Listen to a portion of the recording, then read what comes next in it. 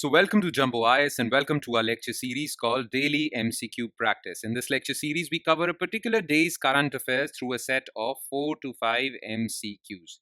The idea behind this lecture series is very simple. We want you to revise your current affairs on a daily basis, and we want you to revise them through the much needed MCQ practice, because MCQ practice would come in really handy while giving your prelims examination.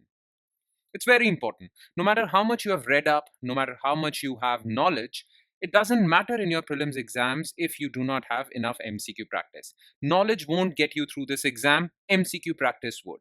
And since current affairs form a very important portion of prelims examination, almost 40 to 50% of MCQs are directly or indirectly related to current affairs, we have come out with this lecture series in which we'll give you the much needed MCQ practice from current affairs. So every day on a daily basis, we'll be covering 4 to 5 MCQs, but these 4 to 5 MCQs, though might seem like little effort right now, but they will add up to more than 1200 MCQs by the time you're ready for your prelims examination. And ask any serious aspirant, 1200 MCQs from current affairs alone, just from current affairs. I'm not talking about static subjects like polity, geography, history, no, just from current affairs. 1200 MCQs are more than sufficient. So make sure you make this lecture series a part of your daily routine, because it would really help you out while attempting these 40 to 50% of MCQs in your prelims examination. So make it a daily habit of yours. All right, enough of the introduction. Let's straight away jump into the lecture, starting with question number 1. Consider the following statements regarding Indian Railways. The Indian Railways in India is overseen by Railway Board, a statutory body under Ministry of Railways. Okay. Before the Railway Board, Public Works Department was responsible for Indian Railways. The recent Railway Amendment Bill 2024 seeks to repeal Railways Act 1989. Okay. Look, Indian Railways is handled by Railway Board. Absolutely correct, right? And this Railway Board is a statutory organization. That means it was enacted through a law. And it comes under Ministry of Railways. So this is absolutely correct. But Indian Railways wasn't always under Railway Board. During the British times, when railway construction started, Indian Railways were kept under Public Works Department, PWD department, which currently handles road constructions and whatnot. Okay, so initially Indian Railways were under PWD. Okay, then a need was felt to have a separate department to manage Indian Railways, and in 1905 a legislation was passed which was called Indian Railway Board Act, which constituted Railway Board of India, which was mandated with handling Indian Railways. Okay, so it was not always that Indian Railways were handled by Railway Board. Railway Board started functioning and handling Indian Railways after 1905 legislation. Okay, so first statement is correct, absolutely correct, and second statement is also correct, because before the Railway Board in 1905, Public Works Department was responsible for Indian Railways. Now, Indian Railways were also regulated through a law created during British times in the 1800s, which is called Indian Railway Act. Okay. Now, that Indian Railway Act was replaced after independence by a new law, which was also called Indian Railways Act of 1989. This is absolutely correct. Okay. So, after independence, we created a law to regulate railways, but we did not replace the 1905 Railway Board Act. It remained as it is till 2024. And now, Railway Amendment Bill 2024 seeks to repeal the Railway Board Act of 1905 completely and merge it with Indian Railways Act 1989. So the recent Railway Amendment Bill seeks to repeal Railways Act? No, it seeks to repeal Railway Board Act of 1905 and put all the functions of Railway Board within Railways Act. Basically, it is consolidating the two laws. Okay, so it's not repealing Railways Act, it's actually repealing Railways Board Act. So this is false, only 2. Question number 2. Consider the following statements regarding double taxation avoidance agreement. It seeks to do away with double taxation in instances of cross-border income flow. In India, DTA is non-enforceable if it's not notified under the Income Tax Act. India has double taxation avoidance agreements with 88 countries, out of which 86 are in force. All right. Now, what do we mean by double taxation avoidance agreement?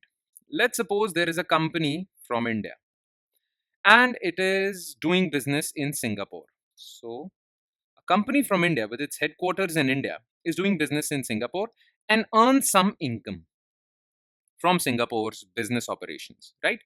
Now, because that company from India is earning income from Singapore, Singapore has the right to tax it, and Singapore does. But because that income is brought over back to India, because the company is Indian, India also taxes the same income. Now, this company is at a disadvantage. Why? Because for the same income, it is being taxed twice, once in India, once in Singapore. And that really inhibits cross border investments. That really inhibits ease of doing business between the two countries. Because companies are being taxed twice if they are involved in any cross border businesses, right? Now, to solve for this problem and so that business relationship between India and Singapore improve to help companies out, India and Singapore sign a double taxation avoidance agreement so that a company who is investing in Singapore or a Singaporean company investing in India is not taxed twice, is not double taxed. So they come to an agreement, and this agreement actually lists out which sort of income would be taxed by Singapore and what sort of income would be taxed by India. So this solves for the problem of double taxation. Okay, so it seeks to do away with double taxation in instances of cross-border income flow. Absolutely correct.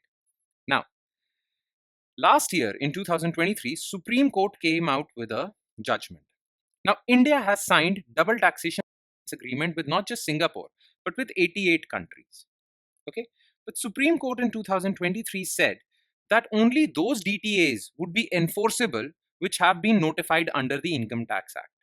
Okay, so Supreme Court has made it mandatory for all DTAs to be notified under Income Tax Act, or else they won't be enforceable, right? Now, because of that, out of these 88 DTAAs, 86 were notified under Income Tax Act, but 2 weren't, and that is why those 2 aren't enforceable.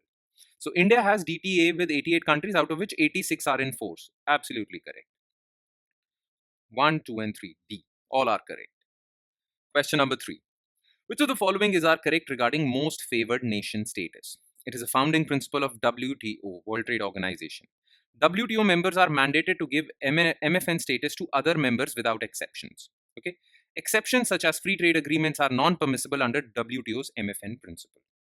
Now, what do we mean by MFN principle? Let's talk about that first. Okay, let's suppose India and Bhutan have some trade relations, right? Now, whenever any country sells some goods to India or exports goods to India, right? Let's call that country X. Okay. Now, whenever a country X exports goods to India, so India is importing from this country X. Now, whenever goods are imported into India from this country X, India charges an import duty of 20%. That means if goods worth rupees 100 are coming into India from X, then 20 rupees would be collected as tax by Indian authorities. Okay, this makes these goods expensive in India and people don't buy from X. Okay, because it has a 20% tax, right?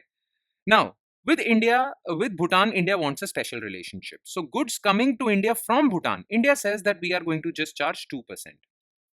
Now, because an import duty of 2% is charged on Bhutanese goods would be cheaper in India as compared to goods from the country X.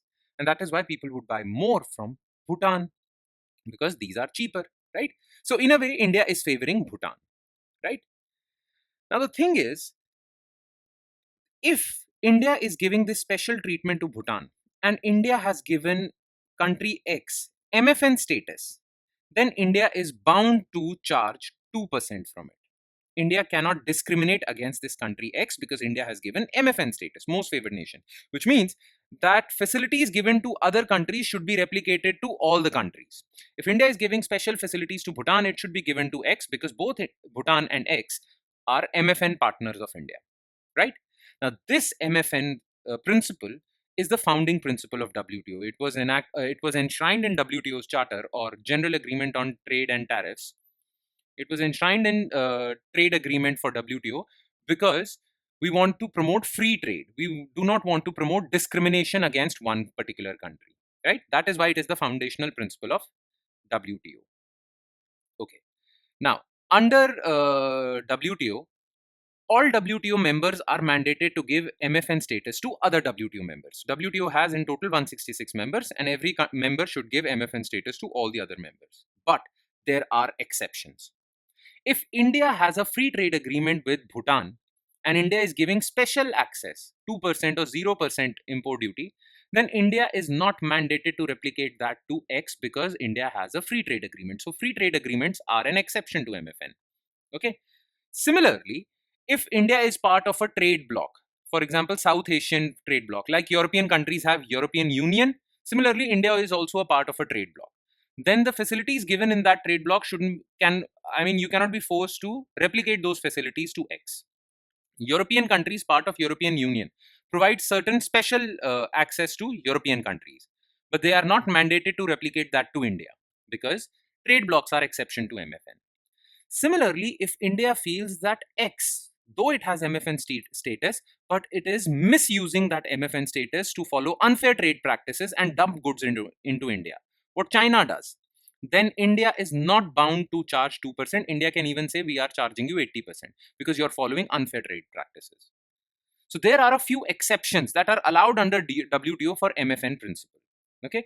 So yes, we are mandated to give MFN status to all the other members, but there are exceptions allowed. It's not without exceptions. And free trade agreements, trade blocks, special market access to developing countries like Bhutan, and unfair practices are exceptions to MFN principles. So this exceptions such as free trade agreements are non-permissible. No, they are permissible. So this is also false.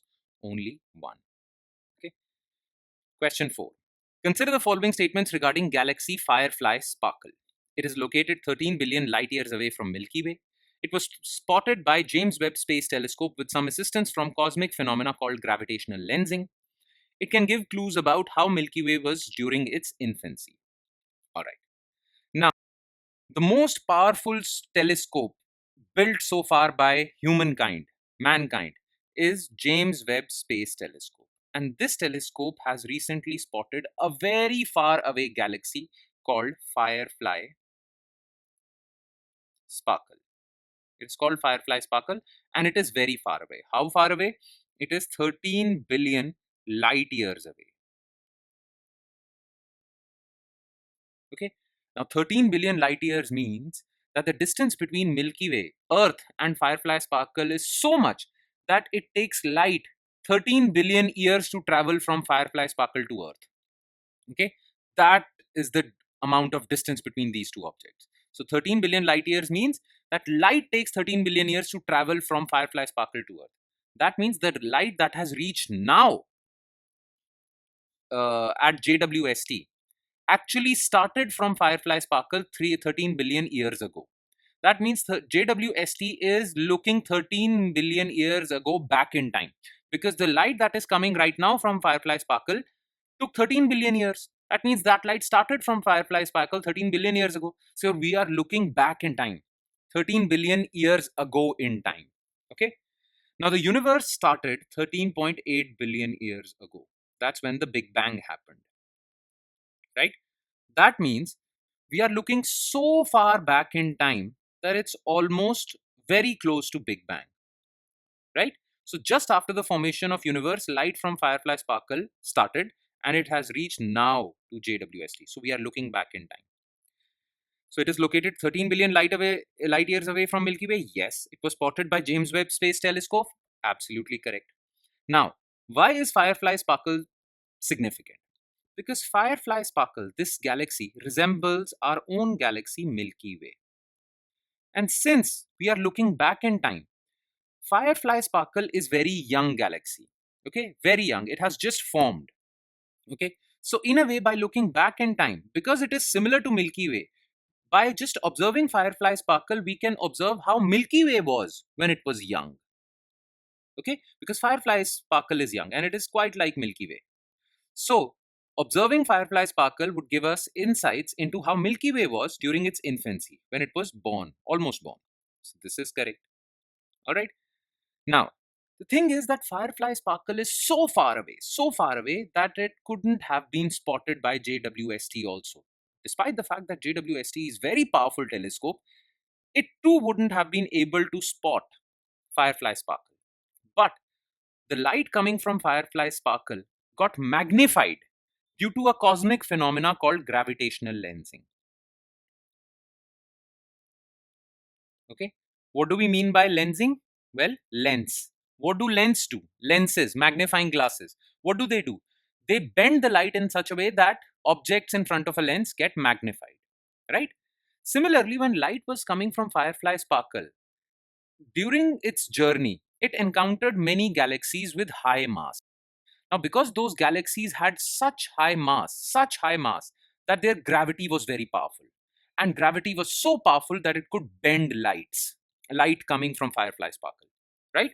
So, in a way, that galaxy, which had such high mass, was bending light rays in such a way that it acted as a lens, right? And that bending was because of gravitation, their gravitational pull. That is why this gravitational lensing phenomena, that is why it is called gravitational lensing, because gravity helps bend light rays so that the phenomena through which lenses magnify images, gravity is doing that job, right? So this is known as gravitational lensing. And because of gravitational lensing, the images from Firefly sparkle got magnified and got caught by JWST. So it was spotted by JWST with some assistance from cosmic phenomena called gravitational lensing. Absolutely correct. All statements are correct. All right. And last, consider the following statements regarding algo trading. Algo trading refers to trading using automated executory software. Such trading provides significant advantages of timed and programmed execution. Currently, the use of algo trading in Indian stock markets is completely prohibited by SEBI, Securities and Exchange Board of India, which regulates Bombay Stock Exchange, National Stock Exchange. Okay. Now, what do we mean by algo trading? You know, there are many traders who trade in stock markets. They buy stocks, they sell stocks, right? And earn profit out of it. But what if this buying and selling of stocks is completely automated, completely taken care of by an intelligent software, right? Then you can earn profit and you don't even have to, well, use your brains, because that software would be using that intelligence. Okay, so that software would buy and sell stocks and earn you a profit. Now, this is known as algorithmic trading or algo trading. Okay, so this definition is correct. Now, in India, SEBI has allowed algo trading for big fund houses like insurance funds, hedge funds, mutual funds. Okay, these are known as institutional investors. SEBI has allowed algo trading for institutional investors. But what about investors like you and me? People who trade in stock markets like you and me, we are known as retail investors. And for retail investors, algo trading is not allowed. It's only allowed for institutional investors. So use of algo trading in Indian stock market is completely prohibited for retail investors, not for all, right? It is not completely prohibited, prohibited only for retail investors. So this statement is wrong. Only one answer is A. And with that, we conclude today's session. Thank you so much for watching, everyone. And I'm sure it has added some value to your preparation. It would add more value if you take 5 to 10 minutes more and revise this lecture. Now, what do we mean? What do I mean by revision? Well, you need to take a look at detailed written solutions to each and every MCQ discussed in this lecture. And where can you take a look at those detailed solutions? Well, from our notes. The notes would have detailed solutions to all MCQs. Now, these notes are available on our Telegram channel. And where can you find our Telegram channel? Well, just below this video, in the comment section, I've shared a link. All you have to do is just click on that link. It will take you to our Telegram channel, and from there you can download this lecture's notes. All right, and then spend 5 to 10 minutes revising it. Revision is important because this would really help you in remembering these MCQs for longer periods of time. So make sure you spend another 5 to 10 minutes revising them. It would really come in handy. All right. On that note, I'll be signing off. Thank you so much, everyone.